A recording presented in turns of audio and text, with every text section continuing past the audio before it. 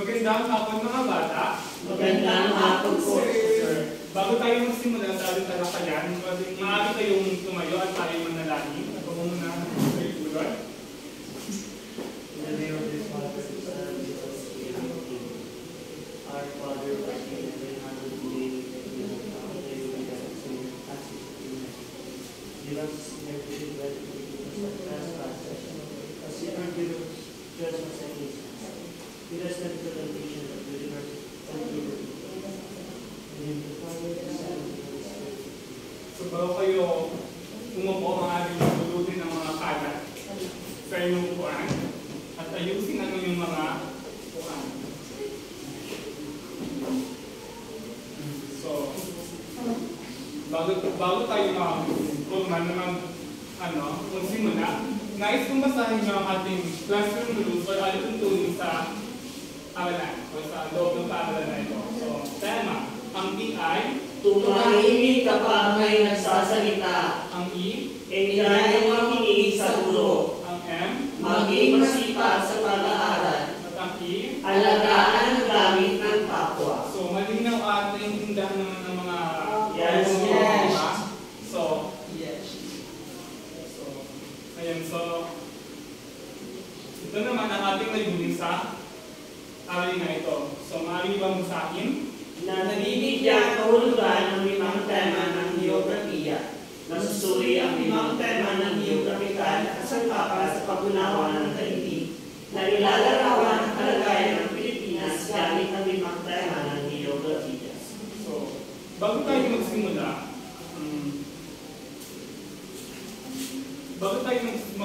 nais kong magbalik-aral kung ano ang natutunan nyo sa ating nakataang aralin. So, sino sa inyo ang nakakaalala o nakakaalam kung ano ang ating tinalakay noong nakataang aralin? Miss Berneo? Ang tinalakay natin noong nakaraan ay tungkol sa mga sinaunang kabyasnan. Ang kabyasnan ng Sumer, Indus at China. Yan. Mabuti at may naalala ka pa sa ating nakataang aralin. So, bago tayo formal na simula sa ating talakayan, mayroon akong ipapakita sa inyo mga larawan at tutukuyin nyo kung ano ang tinutukoy na larawan na ito. Handa na ba kayo? Yes. So, ito ay ang unang larawan. So, anong papansin nyo or nakikita nyo sa larawan na yan? Rehiyon ng Bicol region, sir. Yan, tumpa. Yan, tumpa. Ang larawan na yan ay tumutukoy sa rehiyon kasi nga, specifically yan yung pinapakita dyan. So, ito naman ang ikalawang larawan. So, mapa. So, anong meron sa mapa? Pinapakita dito yung lokasyon kung saan talaga siya. Tama. Ang larawan na ito ay tumutukoy sa lokasyon kasi nga, ayan, may mga ano siya, latitude and longitude na coordinate para matukoy ang lokasyon ng isang bansa. Ito naman ang ikatlong larawan. So, ano yan? So, Mount Mayon. So, sa palagay mo, anong tinutukoy niyo? So, ano ang nilalarawan? Yan, tama. Yan ang lugar. Ito naman ang ika-apat na larawan. Manaurized terraces. Ano nga? Manaurized terraces. So, sa palagay, ano yung yan? Yung inalalarawan or tinutukoy ng larawan na yan? Interaction ng Tao at tangluan. yan, tumpak. Magaling. So, ito naman ang huling larawan. So, ano yung Ito po siguro ay tumutukoy sa paggalaw ng mga tao. O yung mga hanap buhay ng mga tao sa iba't ibang lugar. So, tama ang tumpak ng mga sagot niyo. So, sa palagay niyo, ano ang kaugnayan ng mga salitang sinabi niyo sa larawan na ito? Siguro, sir, yan yung kabilang sa limang tema ng geografiya. Exactly the point. So, tama. Mr. Temple Marco. So, dumako na tayo sa ating aralin. So, Alam mo ba? So, sino ang maaaring bumasa ng definisyon ng geografiya? So, Mr. Tudor. Ang geografiya ng daigdig ay isang paksal sa cloud. Ang katagang geografiya ay halos salitang Grek. Sige, pagpatuloy. Na Geo. Na nangungulugan ng lupa at gravel na sumulat sa mga tuwing ang geografiya ay nangangahulugang pagsusulat ukol sa lupa o paglalawan ng daigdig. So, magaling. Yan ay ang definisyon ng geografiya.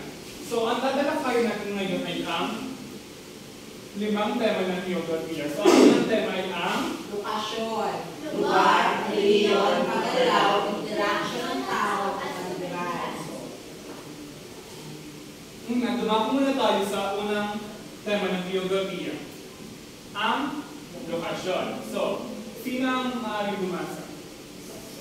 Gusto mo na? Ang lokasyon ay tumutukoy sa kinaroroonan ng mga lugar sa daigdig. So, yan. So, basically, ang lokasyon ay isa sa mga yung lokasyon natin, kung nasan tayo ngayon, kung nasan tayo, kung saan naka-situated ang isang bansa o lugar. So, meron dalawang uri ng pagtutukoy ng lokasyon. So, ito ay ang tiyak na lokasyon or absolute location. Tumutukoy ito sa eksaktong kinaroroonan ng isang lugar sa mundo. Halimbawa, ang lungsod ng Maynila ay matatagpuan sa 14 degrees 35 in north and 120 degrees 58 in east. So sa palagay niyo, bakit siya tinawag na tiyak na lokasyon ang halimbawa na ito? So sino makakasagot? Bakit sa definisyon ng sa definisyon ng tiyak na lokasyon or absolute location? Sinasabi po na tiyak na lokasyon dito dahil gumagamit po ng grid o yung longitude at latitude po. Kaya mas tiyak po ito. Yan, tama. Kasi nga, bakit sa halimbawa, meron siyang coordination na nagtutugma sa pagtukoy ng lokasyon. So, magaling. So, ito naman ang ikalawang pagtukoy ang ikalapuri ng lokasyon. Ang relatibong lokasyon or relative location. Ang pagtutukoy ng lokasyon gamit ang nakapalibot na kalupaan o katubigan sa isang lugar o buo. Halimbawa nito ay ang Bacoor ay matatagpuan sa timog ng Maynila. So, bakit sa definisyon ng relatibong lokasyon, bakit matutunin na relatibong lokasyon ang halimbawa dito? So, in one, bakit ang halimbawa na ito ay matutunin na relatibong lokasyon? So, bakit sa definisyon? Wala na bang ibang kamay? Hindi sumunod? Natutukoy ang Bacoor na isang relatibong lokasyon dahil sa matatagpuan dito sa Maynila at napapalibutan din ng kalupaan at katubigan. So, tama. So, basically, lang siya na tukoy siyang relatibong lokasyon kasi ginamit ang salitang timog. Sa timog. Ginamit ang salitang timog. Kaya, tumunin siyang relatibong lokasyon. So, ano nga ulit yung dalawang uri ng lokasyon? Tiyak na lokasyon at relatibong lokasyon. Tama. So, dumako naman tayo sa ikalawang tema ng geografiya, ang lugar. So, ang lugar ay tumutukoy sa katangiang natatangi sa isang buo. So, mayroong dalawang paraan ng pagtutukoy nito. Ang unang paraan ay ang katangian ng kinaroroonan tulad ng klima, anyong lupa, at tubig at likas na yaman. So, halimbawa ang Baguio City. So, sa inyong palagay, sa inyong palagay, ano yung klima sa Baguio City? Malamig. So, malamig. So, ano yung mga lupa ang nakapalugod sa Baguio City? Yung mga napapansin niyo? Mga palayaan. Ayan. At ano naman yung mga likas na yaman tungkol sa na matatagpuan sa Baguio City? Yung mga likas na yaman. Yung katulad po sa sa banana instances, yung mga palayan. Yan, yung mga shallow likas na yaman sa Baguio City. So, dahil sa mga likas na yaman na yun, natutukoy doon ang isang lugar. Naiintindihan po ba? Yes. So, ayun nga. Dahil sa mga likas na yaman, sa anong paglima, anong lupa, tubig at likas na yaman, natutukoy ang isang lugar. So, ito naman ang ikalawang katangian. Katangian ng mga taong naninirahan tulad ng wika, relihiyon, dahil sa dami ng tao, kultura at mga kristanong politikal. So, halimbawa, ang Cebu City. So, maaari niyo bang ipaliwanag kung ano yung kultural na tradisyon o kultural na katangian ng lugar na Baguio City? Kung ano lang yung mga alam nyo, kung ano yung nakikita nyo doon, napapansin nyo sa Cebu City. Yung kilala sila sa mga sa mga festivals like Sinigo. Yan. Nandahil doon. Kilala rin po ang Cebu City sa mga produkto tulad ng lechon na sobrang pumapatok po, hindi lang sa mga Cebu, kundi pati sa mga turista. At ano naman, base sa wika, ano yung wikang ginagamit ng Cebu City? Bisaya. Yan. So, di ba dahil doon, natutukoy natin ang lugar dahil sa kanilang wika, relihiyon, o at iba pang kultura na ginagamit. Di ba? Naiintindihan ko ba? Yes. Yes, sir. Yun. Dumako naman tayo sa ikatlong tema ng geografiya. At ito naman ay ang relihiyon. Ang relihiyon ay bahagi ng daigdig na pinagbubuklod ng magkakasulat na katangiang pisikal na kultura. So, ito ay ang mga halimbawa ng relihiyon. Relihiyon 1, Ilocos, kilala sa mga bakasyunan at sa kaysayang lugar. Relihiyon 3, Central Luzon, ang sentro ng agrikultura. Relihiyon 7, Central Visaya, mayaman sa kultura at turismo. Relihiyon 11, Davao, sentro ng agrikultura at industriya. So, base sa definition ng relihiyon, maaari ba kayo magbigay ng mga iba pang relihiyon sa Pilipinas na at ano yung mga kanilang yung parang pagkakilanlan at kung ano yung kanilang common goal o yung saan sila kilala. Isa sa mga relihiyon sa Pilipinas na kilala is ang ating relihiyon, ang relihiyon 5, ang Bicol Region, saan kilala ito sa ating ang ating bulkan ngayon. At ang mga produkto nito tulad ng pili at abakan. So tama. So, sino ba nakakapagbibigay ng halimbawa ng relihiyon na sa Pilipinas, di ba meron tayo 18 region dito sa Pilipinas. So, lahat yun ay alam ko, naalam nyo na lahat yun ay may mga may iba't ibang katangian o iba't ibang pagkakilanlan. So, maaari pa kayo mag-relihiyon yan?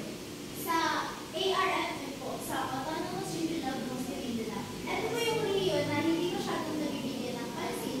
Pero dito po, ang pagkakakilanlan po nila ay halos lahat po ng naninirahan sa ARFM ay mga Muslim po. So, bali ang mga produkto po nila ay kadalasan mga textiles, yung mga design po sa pananamit. Ganun po. So, mahusay. So, yun nga, ang relihiyon kasi nakikinig ko ba? Yes, So, sir. yun ang relihiyon dahil sa yung may mga particular talaga na sa bansa natin na kilala or yung parang grupo na nagbubuklod sa isang tao at yun ay ang relihiyon. So, dumako naman tayo sa ika-4 na tema ng geografiya. At ito ay ang interaksyon ng tao at kapaligiran. So, ito ay tumutukoy sa relasyon ng mga tao sa kanilang pisikal na kapaligiran at kung paano sila nakaka-apekto sa isa't isa.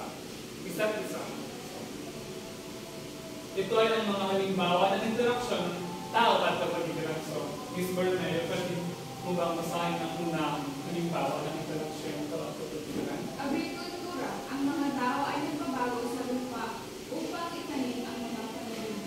Gusto itang kumuha po. Ikalawa. Urbanisasyon. Ang paglago ng mga lungsod ay nagbabago sa natural na landscape. Pagdiniina.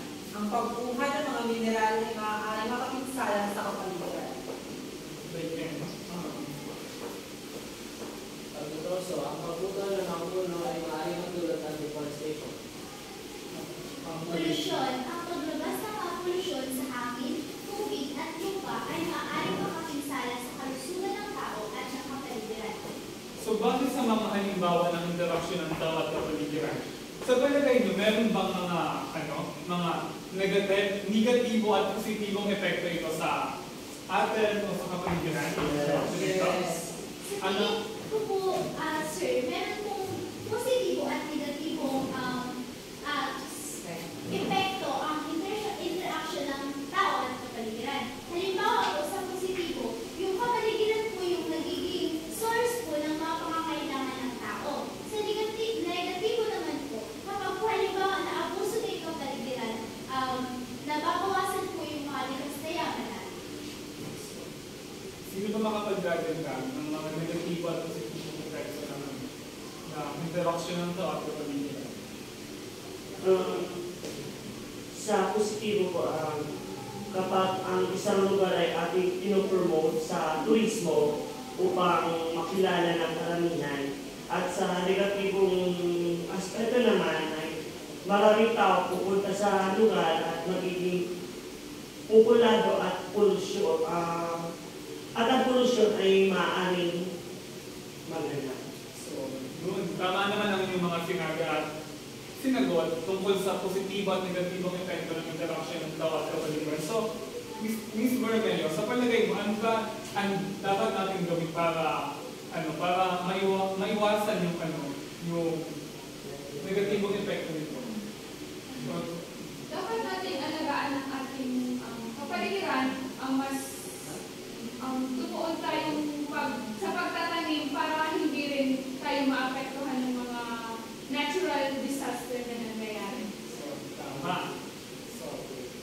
So, dumako naman tayo sa ikalimang tema ng geografiya. Ito ay ang paggalaw.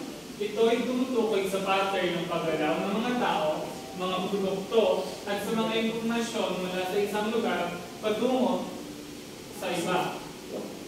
So, meron tatlong uri ng distansya ng isang lugar ayon sa paggalaw. So, sumulat, pwede mo bang basahin ang tatlong uri?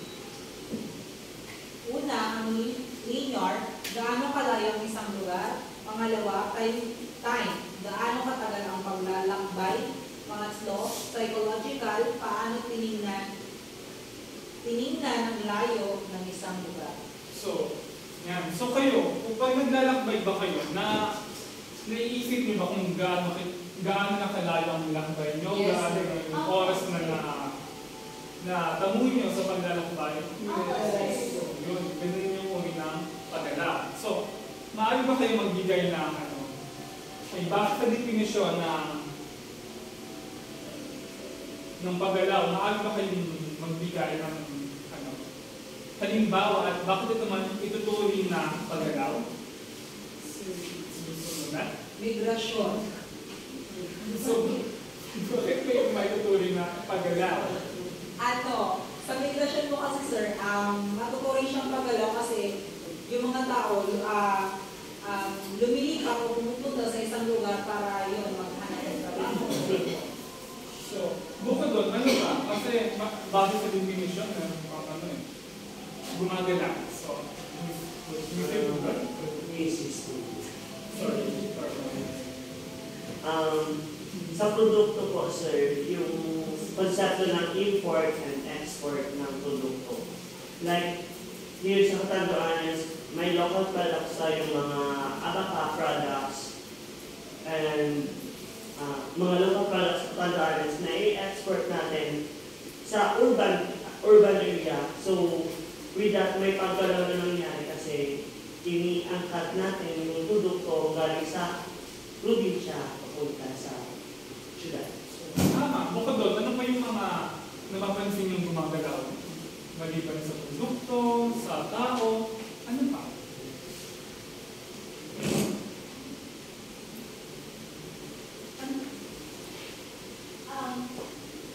Hindi ko ito masyado napapansin, sir, pero baka po yung kultura, sir, na hindi mo rin kailan na gumagalaw, pero habang tumatagal po, nagbabago po yung kultura habang dumadaan po yung mga araw. Yan, tama, exactly. So, ang mga kultura talaga nagbabago at gumagalaw yan patungo sa iba at patungo sa maraming tao. So, naiintindihan ko ba ang konsepto ng paggalaw? Yes. So, tayo na ay dumako sa panghatang gawain. So, maaari mo bang basahin ang iyong misyon, mga mag-aaral? Lumisan sa may dokumentaryo na nagpapakita ng magandaan at kagandahan ng lugar. Sa usapin ng mga sumusunod na loob upang mapayagin sa kasawa ng inyong proyekto. So, ito ang mga gabay na katanungan. So, kayo ay hatiin ko sa 3 grupo at bibigyan ko kayo ng mga lugar na inyong gagamitin or tatalakayin gamit ang katanungan na yan. So, ang grupo ay hatiin ko sa magitan ng pagbibilang. So, 1, 2, 3, 1, 2, 3. So, ayun. Let's do this. So, yung unang grupo dyan, at ang ikalawang grupo, 3.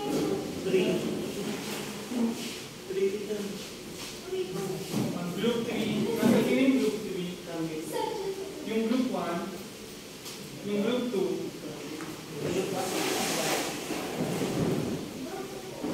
So, maaaring nang gamitin ang inyong mga cellphone bago nakapagsalitsik ng ideya.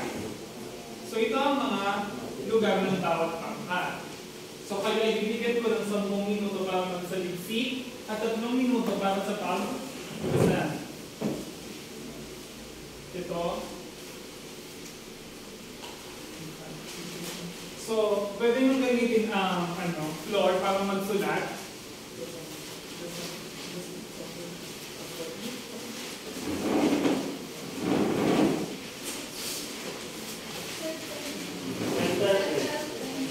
So, ito yung mga sandal kayo. Gamitin ang gabay ng katanungan para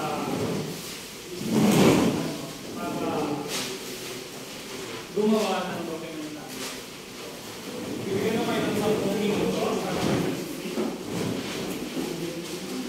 Marami nang gamitin namin yung cellphone.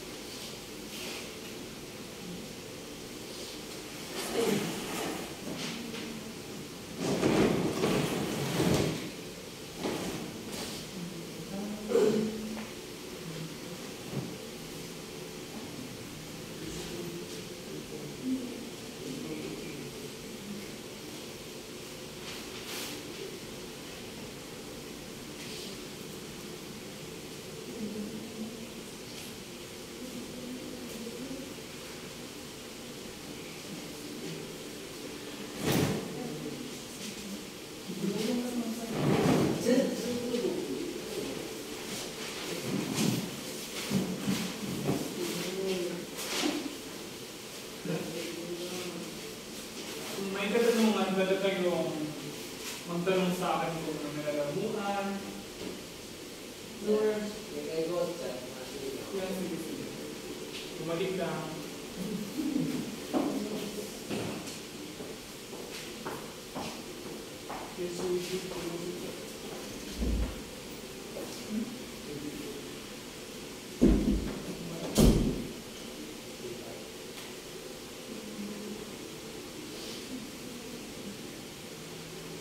Sir, pagtapos na po,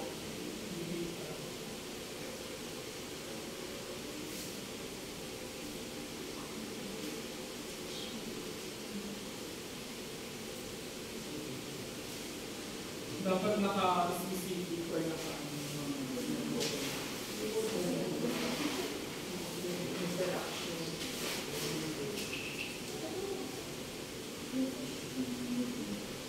siguraduhin tama ang mga detalye yung sinulat nyo.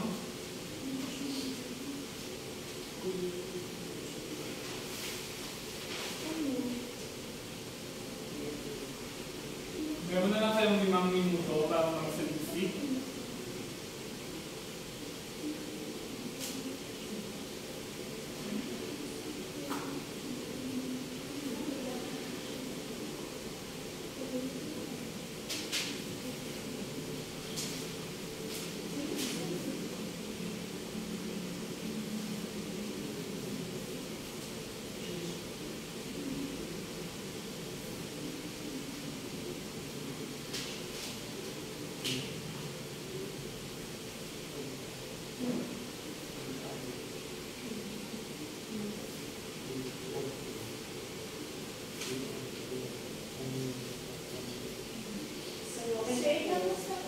So, dito tapos na, pwede namin ipasipil sa isa.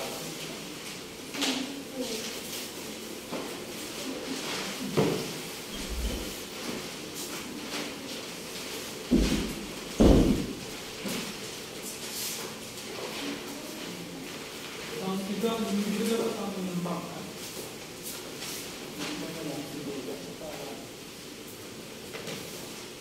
that's the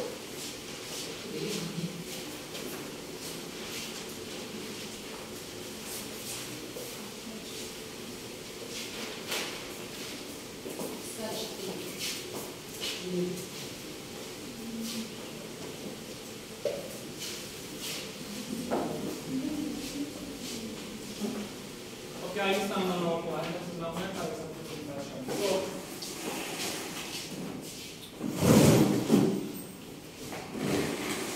sa pag-present, dapat basahin mo na ang katanungan bago ang sagot sa lugar na ibigay. So, huwag na tayo sa pangkat 1.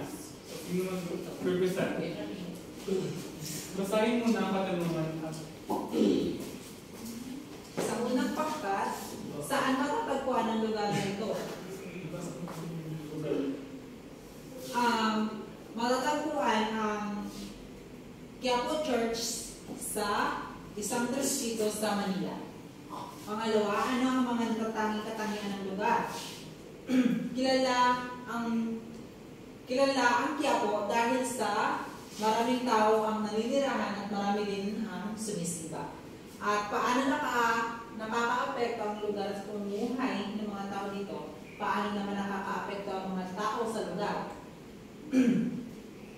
Nakaka-apekto ang mga tao dahil sa maraming basura, traffic sa kalsada, polusyon sa tubig at lupa at hangin. Sa pang-apat, anong mga produkto o ideya ang pumapasok at lumalabas sa lugar na ito? Sa religious, ano po ang tinura to? Relics. Madalas dayuhin ang Quiapo dahil sa mga relics. O mabilis ang paggalaw ng mga tao sa Quiapo na nagiging dahilan na overpopulation. Ikalima, sa anong rehiyon nabibilang ang lugar na ito? Ano ang mga pagkakapareho at pagkakaiba nito sa ibang rehiyon? Sa rehiyon, NCR. so, magaling. Bigyan mo ng palakta ang unang pangkat. Basta yung mga sa iyong binahagi, tama naman ang mga impormasyon na ibinigay mo sa Quiapo Church Manila. So, dumako naman tayo sa ikalawang pangkat. So, sino mag-represent o magbabahagi ng ikalawang pangkat? Para naman sa ikalawang pangkat, ang nakita sa aming lugar ay Boracay Beach. Unang katanungan, saan matatagpuan na ang lugar na ito? So, ang ginamit naming lokasyon ay ang tiyak na lokasyon. Ang Boracay Beach ay matatagpuan mula sa 315 kilometer sa Maynila at 2 kilometer mula sa Panay. Ito ay nasa Aklan. Sa pangalawa naman, ano ang mga natatanging katangian ng lugar? Ang natatanging katangian ng lugar ay ang malinis nitong dalampasigan, mapuputing buhangin at maraming makikitang lamang dagat tulad ng isda at korales. Paano nakakaapekto ang lugar sa pamumuhay ng mga tao dito? Paano naman nakakaapekto ang mga tao sa lugar? O yung interaksyon ng tao sa kapaligiran? Ang Boracay ay makakatulong sa pagkakaroon ng turismo at hanap buhay ng mga mamamayan. Ang mga tao naman ay nakakaapekto dito dahil sa populasyon tulad ng basura. Kaapat, anong mga produkto o ideya ang pumapasok at lumalabas sa lugar na ito? Ang mga produkto tulad ng furnitures, mga paso, dried fish, bracelets, mula sa mga shells at mga kakanin. So, ikalima naman na katanungan, sa anong rehiyon bilang ang lugar na ito? Ano ang mga pagkakapareho at pagkakaiba nito sa ibang rehiyon? Ang Boracay ay matatagpuan sa Rehiyon 6 o Western Visayas. Ang pagkakapareho nito ay ang turismo at magandang dagat. Ang pagkakaiba naman ay ang mga produktong makikita dito. Yun lamang po. Magaling bigyan ng 5 palakpak ang pangkat 2. Yan. Mabuti at may bahagi mo na galing ang inyong presentasyon. So, dumako naman tayo sa ikatlong pangkat, ang lugar ng Rizal Park. Saan matatagpuan ang lugar na ito? Ang lugar ng Rizal Park ay matatagpuan sa Ermita, Manila. Ano ang mga natatanging katangian ng lugar? Ang natatanging katangian ng lugar ay ito ay nagsisilbing pahingahan at panunood ng magagandang tanawin. Paano nakakaapekto ang lugar sa pamumuhay ng mga tao? Paano naman nakakaapekto ang mga tao sa lugar? Dahil kilala sa Rizal na bayani ng bansa, ito ay dinarayo ng mga tao. At pamumuhay ang mga negosyo na malapit sa Rizal Park ay nagiging matao kapag marami ang bumibisita dito, kaya dumadami ang polusyon. Ano ang mga produkto o ideya ang pumapasok at lumalabas sa lugar na ito? Paglabas-pasok ng mga turista sa lugar. Number 5. Sa anong rehiyon nabibilang ang lugar na ito? Ano ang mga pagkakapareho at pagkakaiba nito sa ibang rehiyon? Sa rehiyon ng NCR nabibilang ang Rizal Park. At ang pagkakaiba nito sa ibang rehiyon ay ito ay sentro ng gobyerno at ekonomiya at infrastruktura at urbanisasyon. Ang pagkakapareho naman nito sa ibang rehiyon ay may pagpapahalaga sa kultura at kasaysayan. Magaling, bigyan ng 5 palakpak ang pangkat 3. So, bago sa mga binigay kong mga lugar, di ba nasa Pilipinas lang siya? Yes. So, dahil sa ginawa nyo, maaari nating masuri ang geographical na katangian ng bansang Pilipinas. So, magaling. So, pwede ba ang tanggalin na natin?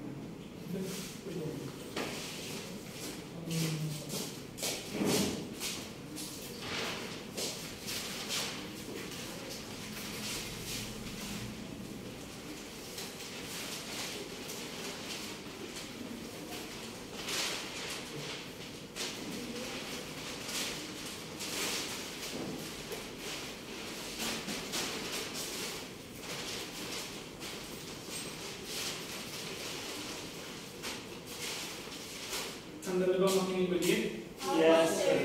So,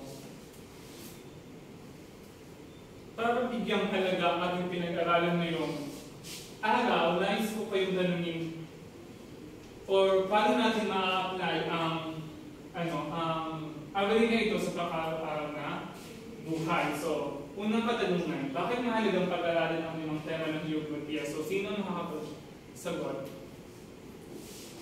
Mahalagang pag-aralan ang 5 tema ng geografiya upang malaman natin ang pattern o pagkakaiba-iba ng mga lugar na ating sinusuri. At dito rin natin malalaman ang pagkakapare-pareho ng mga kultura na ipinakultura, produkto o mga paggalaw na ginagawa ng tao sa isang Tama, tumpak ang sagot mo. So, sa ikalawang katanungan, sa anong paraan nakakatulong ang lamang tema ng geografiya sa pagtukoy ng mga issue sa kapaligiran at pagbabago ng tema sa daigdig? So, sino ang maaaring sumagot? So, Mr. Tingdok? Sa ano para nakakatulong ang limang tema ng geografiya? So, ang pamahalaan ay madalas pag nag-identify sila ng mga issue sa lipunan, i-determine nila like, ano ba to? Sa lugar ba to? Or sa, ano yung factors ng mga issues na yun in connection din sa geography ng lugar na yun? Parang ganun po. So, sino ba yung makapagdagdag ng sagot? Miss Bermejo?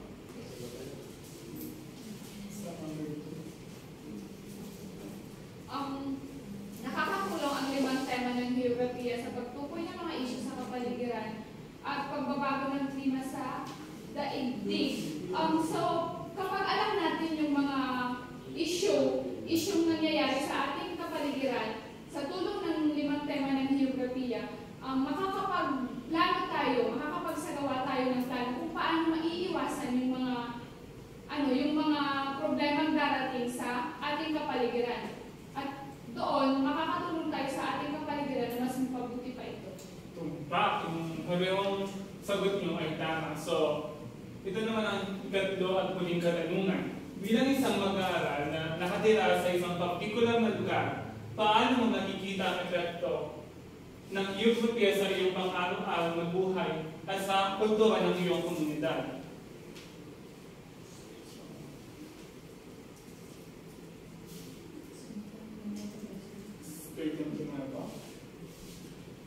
Bilang isang mag-aaral, maipapakita ko ang epekto ng geografiya sa aking pang-araw-araw na buhay. Since nakatira kami sa Viga, which is known for its vast rice field, so napapalibutan kami ng mga palayan. So doon pa lang, ma-identify mo yung lugar kung saan kami nakatira dahil nga sa number 1 producer ng rice sa Catanduanes. So doon, yung lokasyon or yung geographical na lokasyon namin is madali siyang matukoy at nakaka-apekto din siya sa pang-araw-araw ng buhay at sa kultura ng aming komunidad.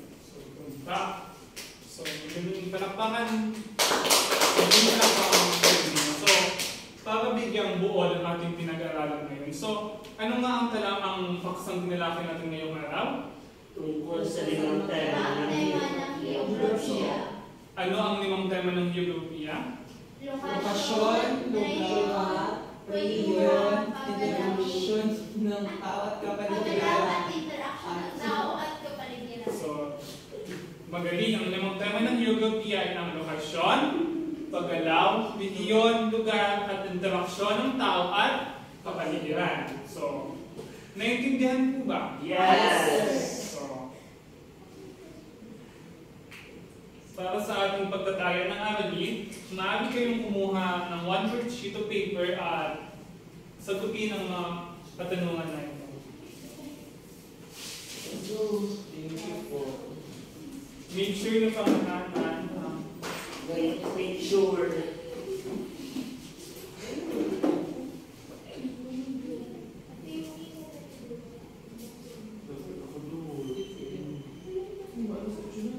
Basahin mabuti ang tanong.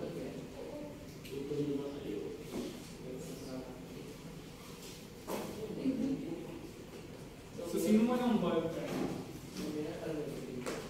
May extra ballpen ako dito.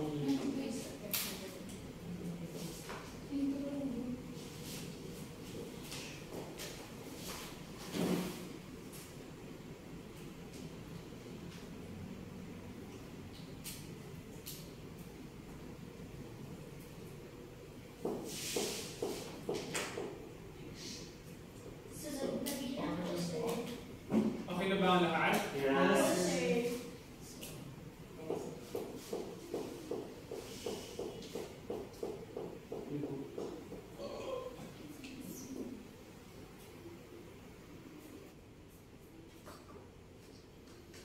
Bawal magkopyahan. Cheating is major offense. So just committed it.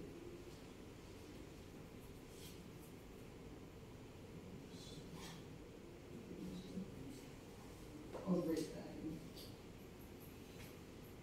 Tapos Okay na ba? wait lang. Saan mabuti ang tanong? Verse 6. Sunod na bilang po, sir. Okay na ba ang lahat? Ako, sir.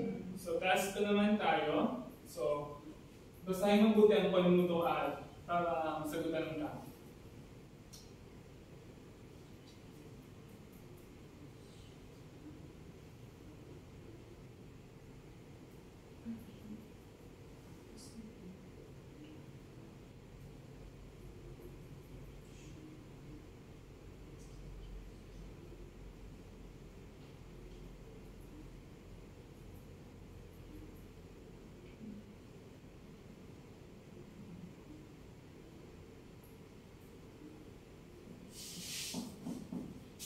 Mag-check tayo.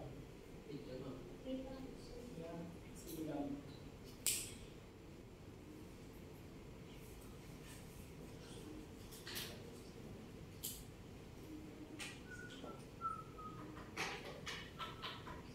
Taas ang ballpen kung sino ang tapos na.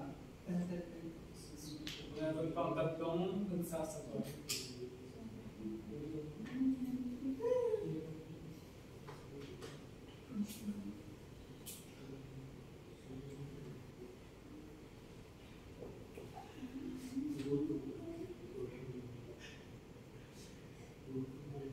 Mukhang maingay na.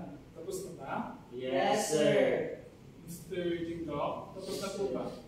So, maaari na kayong magpalitan ng papel at lagyan ng corrected by at tayo ay mag-check. Si So, Josh.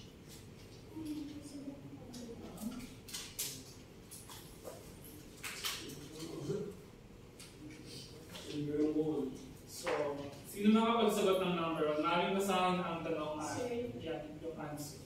Ano ang pangunahing layunin ng tema ng lokasyon? Letter B, tukuyin ang eksaktong posisyon ng isang lugar sa mapa. Yan, tama. Letter B, number 1. Sino ang panang tamang sagot? Yan. Takpakan. So, number 2. Ano ang katangian na inilalarawan ng tema ng lugar? Letter C. C. Mga pisikal at kultural na katangian ng isang partikular na lokasyon tulad ng klima, topografi at kultura. Tama. So, sino nakakuha? C. Yan. Number 3. Si Chacabel pa. Paano nakaka-apekto ang sitwasyon ng tao at kapaligiran sa mga komunidad? A. Nagpapakita ito ng ugnayan kung paano nagbabago ang kalikasan dahil sa mga aktibidad ng tao at kung paano naapekto ang kalikasan sa pamumuhay ng tao. Yan, tama. Letter A. Lahat naman nakakuha? Yes. So, number 4. Bakit mahalaga ang tema ng filosofiya sa geografiya? Letter D. What's the answer? Letter D. Upang maunawaan ang paglipat ng tao, halakad at ideya at ang epekto nito sa kultura at ekonomiya. So, tama. Number 4 is letter D. So, number 5. Ano ang layunin ng pag-aaral ng rehiyon sa geografiya? Letter A. Upang pag-aaralan ng mga pattern at pagkakaiba ng mga lugar batay sa kanilang katangian. So, number 5 is letter A. Tama. So, the test 2. So number 1, ang lungsod ng Maynila ay natatagpuan sa 14 degree 35 north and 120 degree 58 in east. So, anong term ng geografiya yan? Lokasyon. So, tama, lokasyon. Number 2, ang Mount Everest. Anong term? Lugar. Tama, lugar. Number 3, Ilusan. Kilusan. Pagkakalaw. Kilisan o Pagalaw. Tama. Number 4, Interaksyon ng tao at kapaligiran. so tama. Number 5, Rehiyon. ay siya bilang pinakunahing kanta nito. So, tama. So, sino nakakuha ng perfect score? Sir. Yan, palakpakan niyo ang sarili niyo dahil natutunan kayo sa araw na ito. So, ibalik na ang papel sa may-ari. So, Kamusta ang exam? Madali po, sir. So, madali dahil kayo ay nakinig ng mabuti. So, para sa inyong takdang aralin, gumawa ng isang mapa na nagpapakita ng mga kaunahing katangiang pisikal ng daigdig, isama ang mga bundok, ilog, lawa at desierto. Maaari itong maging hand-drawn o digital na mapa. Kaya i-label ang bawat katangian, gumamit ng iba't ibang kulay para sa bawat uri ng katangian.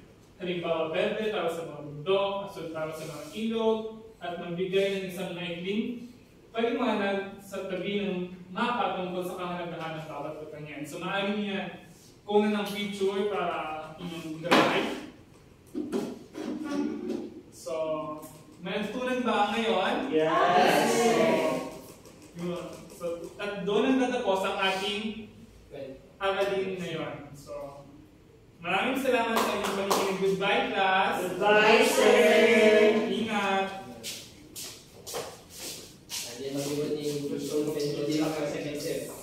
So, give me a value. Oh my God, may sarap pa, no? Dagdagan siya.